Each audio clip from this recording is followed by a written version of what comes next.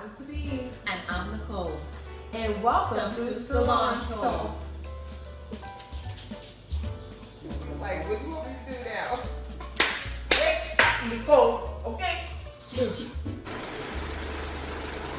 Hi, I'm Sabine. And I'm Nicole. And welcome to Salon Talk, where we discuss holistic well-being, Lifestyles and community affairs. Welcome to Salon Talk. Today we have Dr. Lisa Board certified, baby. Board certified OBGYN. So I'm gonna start that all over again.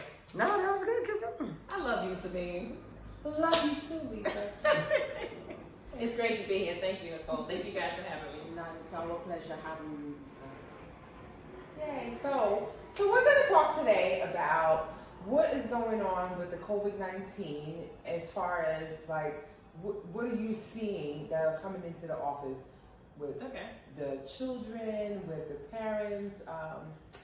Okay, well, where I work right now, I'm up in Hudson Valley. I'm in Westchester County, so I'm not here in Brooklyn proper. But I think for the most part, people are really just scared.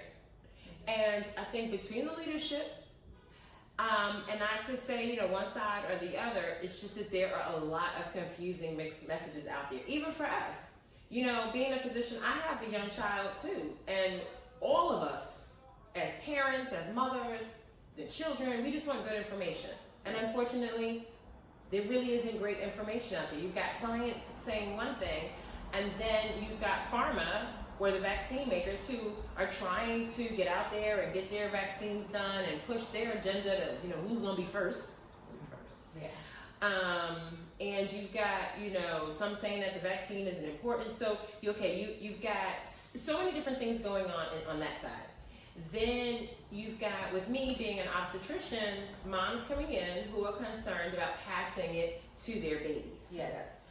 There has not been conclusive evidence that it is being passed on to babies or that there's a long-term effect. But we really won't know because this is still really new. True. So it's almost a guessing game, to be honest. And I think that when people get out there and say that this is what is so or this is what is fact, it's still really a guessing game in a lot of aspects because we haven't done this before. We haven't been treating a disease like this before. So for me, being a physician even and trying to advise people, I tell them it's difficult for me as well. And ultimately, what I say is you have to do what's best for you and your family. I agree. You have to. I agree. Question, has any of the babies being birthed tested positive for COVID? Not at my center, but I have heard that some have, but in my center, no, we have not. And we've had, I'd say I think we're at 16 women who've been infected, but not babies. Okay, that's good to know. Yeah, not to my knowledge, no, none of the babies have been. No, you can't really devour any like personal information about your clients. However, on a broader scale, can you tell us like the symptoms that the women are coming in with? You know what? The great majority of people come in and have no idea that they're positive. Wow. I can even think of, well, first let me back up and say that everyone who comes in labor is tested. So the way we do it in obstetrics is we wait for someone to come in who's going to have the baby or be delivered in labor. We test them then.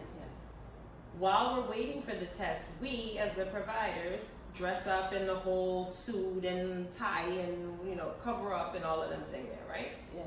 So, and then in 95, the whole nine, until we get their results back. Once we get the results back and they're negative, then, we can go on and just wear regular masks, but we don't have to wear the whole suit. But in testing them and testing everybody in labor, that's when, number one, most women will find out if they are positive or not. And then we have had a few who said like, oh, I tested positive in March. Here it is July. Why is this test still positive? Wow. And we can't answer that. And they don't have any symptoms. So to answer your question, I'd say the great majority of people have no symptoms. Wow, that's amazing. That is.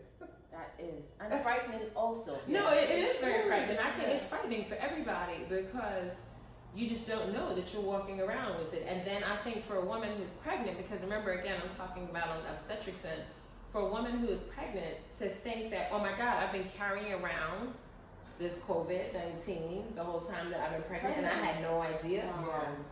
It's scary because in pregnancy, you know, you're always trying to do what's right for you and baby at all times. All Yes, times, yes. yes. Well, responsible women. I don't know about the rest of them. Yes. Yes. True indeed. So with that being said, so what is the procedure afterwards? Like now that you find out I have COVID-19, I'm having this baby now, so what's the process after So that? after that, so we all keep wearing, the providers, the nurses, Yes.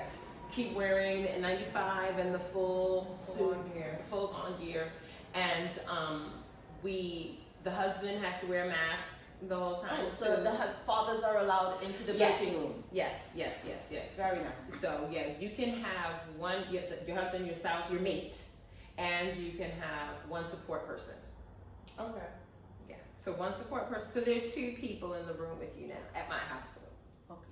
So if you're positive, then the baby has to be tested and, you know, find out the baby status before the baby goes with you. But we do 1-hour testing. Okay. Oh, that's nice. Yeah. That's the rapid test. Yes. Question. For the testing in the hospital, is it the same, the swabbing of the nose, or do you all do the blood? Okay, or the so- saliva?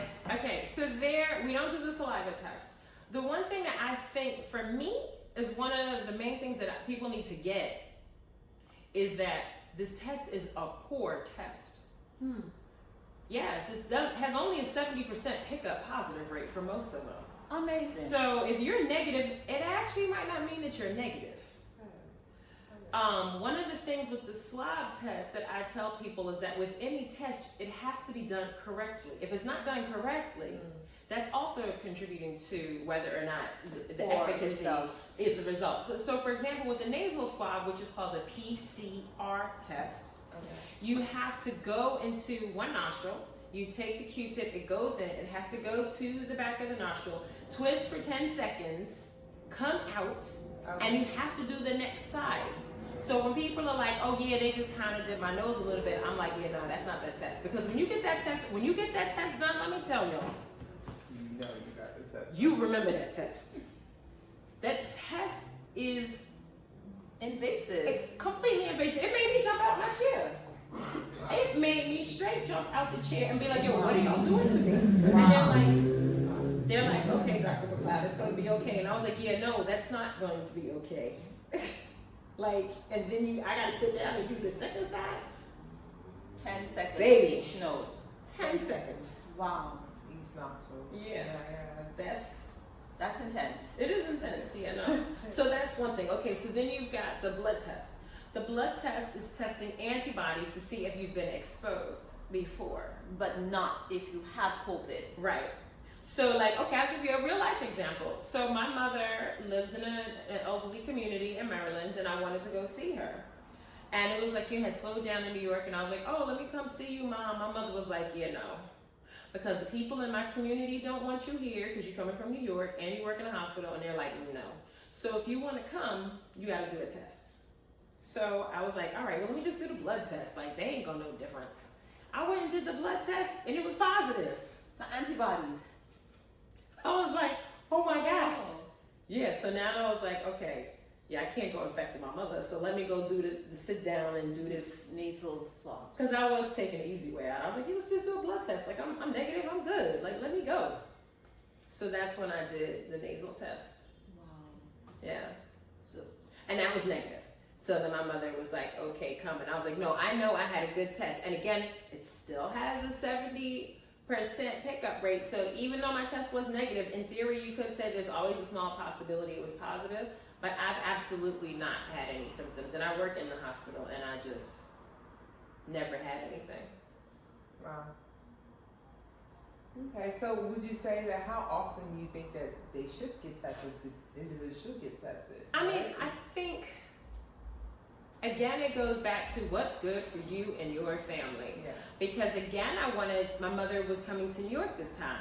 And again, my mother lives in an elderly community. So she was like, before she comes around me, I said, you know what, Mom? I'm going to sit down and I'm going to do the test again. And I did it again. And what was the time frame between your first test and your second test with mommy? First test I did in June. The second test I did August, like around August 16th. Yeah, I did it in August. And then the second one was negative as well. So working in the facility, in the healthcare facility, right? And do you have to get tested on a regular basis as well? Too? No. Again, both times I did it was solely for my mother. For your sole purpose, but not because it was mandated. No, it's not mandated. Oh, okay. That's interesting. That doctors are dealing with so many different variants of people coming in and out of the hospital. Why isn't it not mandated for doctors to be tested on a regular basis? You know, I actually have no idea. Wow. No idea. No, I did both times for myself. And no one has ever asked me, like, I don't even know. My job knows, like the nurse, like the medical assistants and stuff know, because I complained after that first test. Oh my God. The whole office knew that I was not happy. Yes.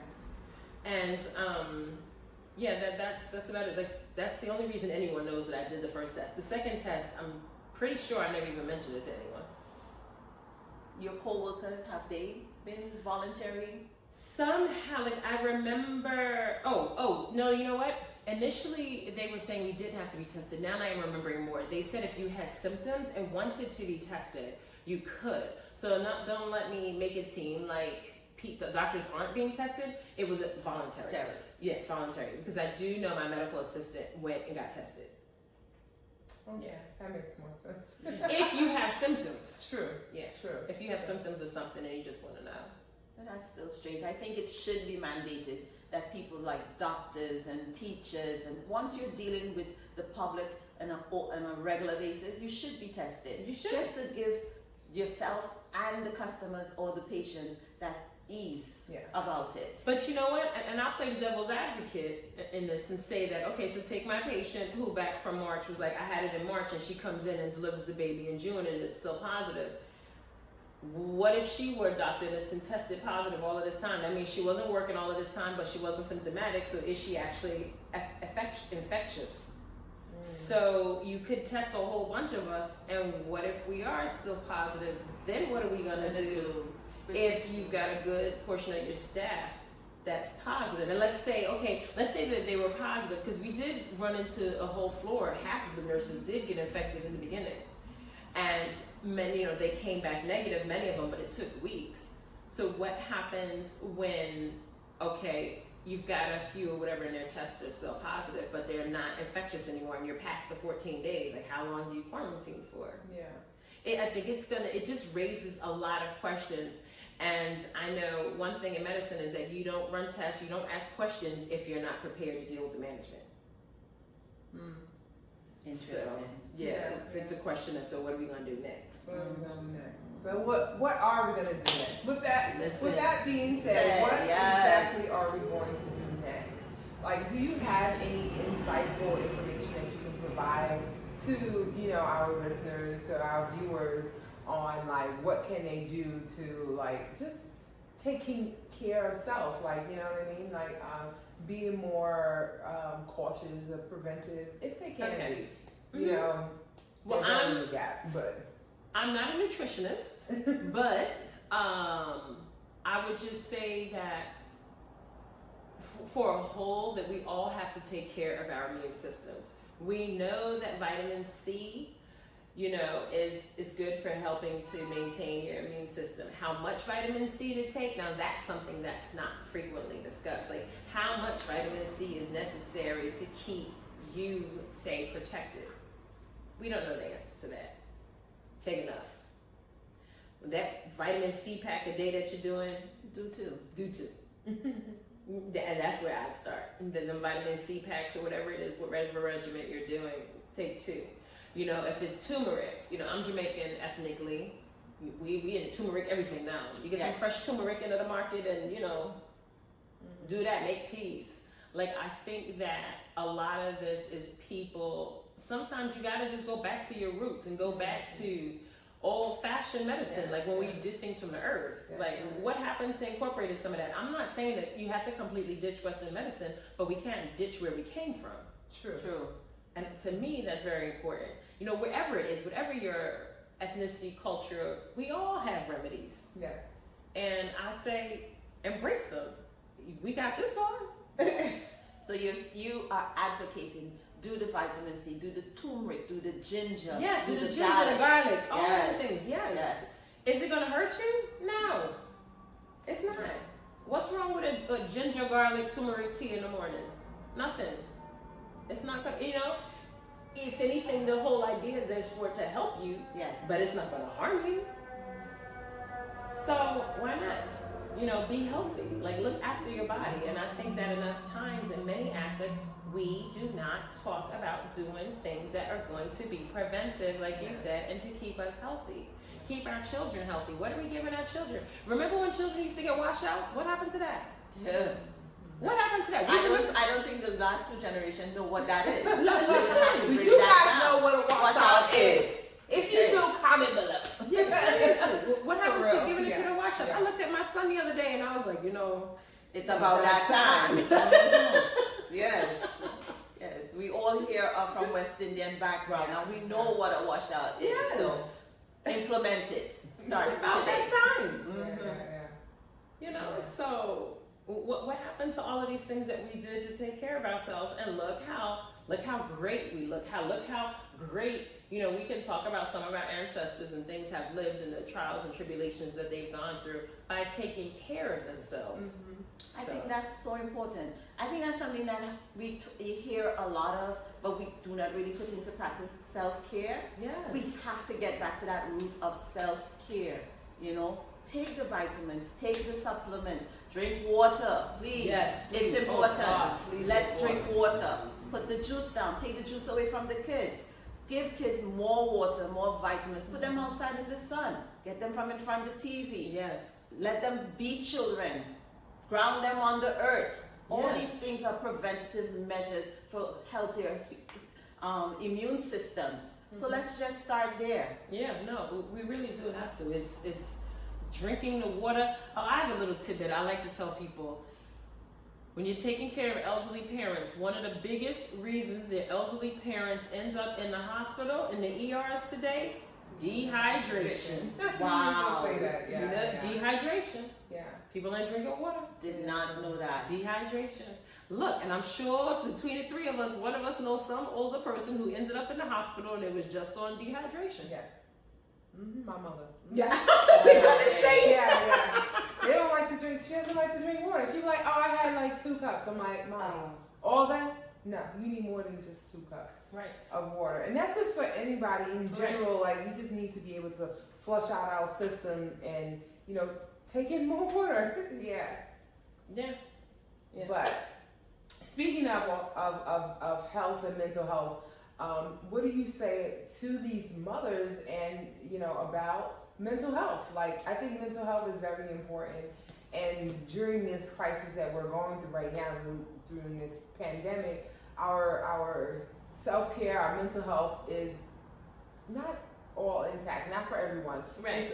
We're going through a lot of trauma on a daily basis, right?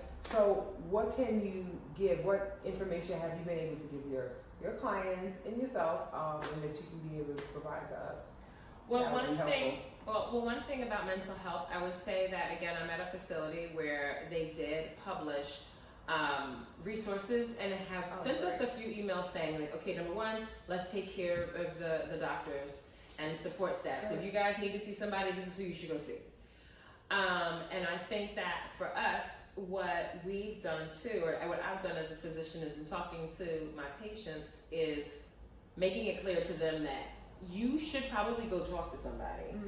I have definitely seen an increase in the anxiety level that mothers are experiencing, because the question becomes, how do you take care of your kids and how do you do the best well-being, care for your child during these COVID times? And that is a lot of pressure.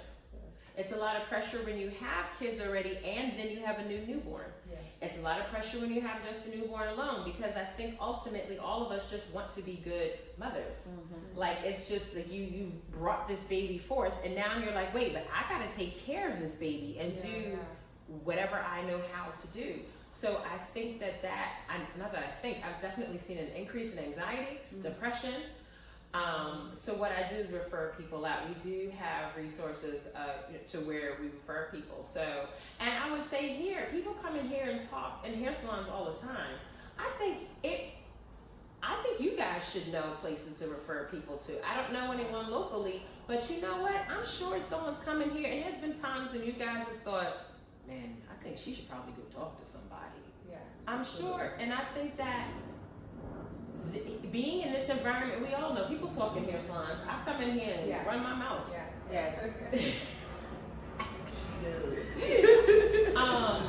But I think that it would be really helpful for you too, even if you text the person later when they leave and say, you know what, we actually do know some people, we've referred folks before, why don't you check out so-and-so? Okay, all right, good. Because it's important. We are hair therapists. Yes, we are hair therapists. So we have a network of people, and like yourself, that we, outsource to everybody else. Like, hey, you guys need a lawyer, we got you. You need a doctor, we got you. You need a therapist, we got you. So psychotherapists, we have them all. So we are very grateful that we have a wealth of knowledgeable clientele that we deal with, like yourself. Thank you. And that's why we have this platform here, to be able to provide information for everyone. It's not just the people that come into the salon, but I feel like we feel like everyone should be able to have this information, these valuable information that's going to propel them from whatever rut they may be in, or to just assist them in their daily lives. Well, I have a question for y'all. Well, bring it, girl, bring it. Hopefully you can answer it. No, but just listening to you guys just now, what it became obvious to me is that I think in times past, I'm sure that we as a people, we communicate in a variety of different ways. I'm talking about brown people, people of color. We go to hair salons, barbershops, and we sit down, and they become communities. They are communities. You sit down in a barbershop, hair salon, you talk about everything from Sunday to next Sunday. Yeah. And a variety of things in between. So I'm glad to hear that you guys are reaching out and telling, clients that come in about different resources and stuff. What have you seen your role evolve in the hair salon as to the patients the clients that you have coming in, patients really. Yeah. Anyway, that wasn't an actual slip. That was not a audience. Yes, we do see patients. So, have you guys seen any change in the role or how you've interacted with patients? See, there it is again. How you interacted with your clientele from, say, when you first opened up to where you are now? Have you just seen a change in how you two have been in relating with people who come into the shop from when you started to where you are now? You want to take that? Oh, I actually we both can take that. Yeah. You go first. Okay. I like that. Okay, I'll go first. Because while you were talking, one particular client came to mind. Petrified. She was very not comfortable coming in. She had to come in with the pushing of her husband, telling her, babes, you're busted. You need to get your hair done. I can't do this no more. Love you, but go see Sabine's hallway. Go. Yeah. She came, she stood out the door for maybe 5 minutes because she was so nervous. Because everybody deals with stress on different levels, different platforms. She was, to her core, shook because she doesn't go anywhere without her mask. She's sanitizing everything. So I've seen the level of people who easygoing, this is okay, it's a pandemic, we're gonna deal with it. And people who are still to this day, 8 months in, petrified. You know, so I had to deal with her in a different way. I had to speak to her in a different way. I had to calm her fears and let her know that it was okay. And it's okay to be afraid, you know. She didn't want to know if we cleaned the sink, and I was like, we got you. If you want me to do it again for you, I'll do it again for you. Just to put her at ease. So nice, some people you just have to go the little extra mile just to give them that comfort, you know, for them to be at ease. And now she's good. Booked her next appointment, happy. Can't wait to see you all again in 4 weeks. So sometimes you just have to go the extra mile for certain clients just to give them that ease and comfort, you know? So that's what we do here. Okay. Well, you know, you said like from the very beginning, it's 14 years now. Yes, and we're having the years. commercial space now, and the way that I've been dealing with clients have definitely changed. It's at the beginning you're filling out, you're filling people out, you're filling the clients out, you know, your patients, right? You're filling them out. You tend to go with what you learn in school, your knowledge, right? So now when you're in practice, it's a little bit different from what you learned, you know, in school, right? Being on, you know, on hand in hand, you know, with the clients, it's different. So what I've noticed, what I had with outside when I worked in different salons, I wanted to tweak that. I wanted to make sure that I was providing a better service than what I saw beforehand when I worked in different salons. So, and then doing that and working with the clients, they kind of teach you on how to be. You know what I mean? Like, so I'm constantly adjusting myself and growing with my clients. So each client, like, you know, Nicole was saying, you deal with them a little bit different. We still have our core values on what we do. This is what we do here. We educate, you know, we support our clients. It's a welcoming environment. However, you may have to go a little extra mile, like she says, you know, when someone comes in and they feeling uncomfortable. Because we tend to be very intuitive. When the clients come in, you can feel their energy off the bat. So you were like, you know, hey, you okay? You know, everything all right? You know, you go that extra mile to talk to them. You go that extra mile to do just a little bit more than what you would do with someone else coming in that, you know, maybe this is their 10th time coming in. However, overall, everyone gets the same, like, basic treatment that you're good. Yes. You're good when you come in. You're good. We want to keep that vibe. You want to, you know, whatever you have going on from outside, we understand outside, and then when you come in here, it should be a different feeling. It shouldn't be like that, carrying that heavy burden from whatever else is going on in your life. Like we said, we're hair therapists, you know what I mean? So our duty as hairstylists and hair therapists is to provide our clients with a safe environment where they can express themselves, where they can be able to get their hair done the way they want their hair done, hair care as well, and also just give them a space where they can talk. Give them a space where they can, you know, like just be, and be able to let their hair down, so to speak, and get their life right. Because this is where you come to the salon to get your life right. That's right. And look good when you leave. Exactly, just that. So, yeah. Oh, that's cool. Thank you for answering. Yeah, you're welcome. We want to thank our guest, Dr. Lisa, for visiting us, giving us all these insightful tips, talks, and conversations. And if you want to be reached, can we reach you at? By all means, please reach out to me. I am Dr. Lisa McLeod. That's McLeod, or that's, what is that? Ampersand, $, whatever comes first on Instagram. Don't give me the lion. But it's that sign. And then Dr. Lisa McLeod, or vagina_talks_MD. Hey, got that. So we're going to let Sabine close us off now. I love y'all. You know that, right? We love you too. You have tips for us? No more tips. All right, guys. So thank you for watching. If you liked what you saw, please subscribe and leave a comment below. And if you would like to follow us, you can follow us on IG, Sabine's Hallway. Okay? And thank you. Love again. lives here. No. See you Why guys did you next say time. thank you? That's fine. No. See, you don't want to say thank you? Say goodbye to you guys. Say goodbye to you guys. Bye, thank you. Bye. Yeah. Hey, if you like what you saw, please like and subscribe. And don't forget to follow us on IG at Sabine's Hallway.